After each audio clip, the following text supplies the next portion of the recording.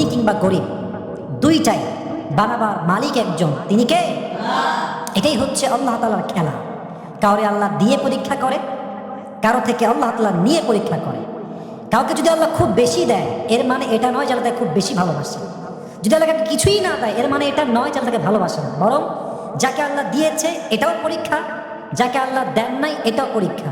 যাকে আল্লাহ দিয়েছেন তার পরীক্ষাটা কি, সেটা খরচ করে কেমনে, এটা সে দেয় কোথায়।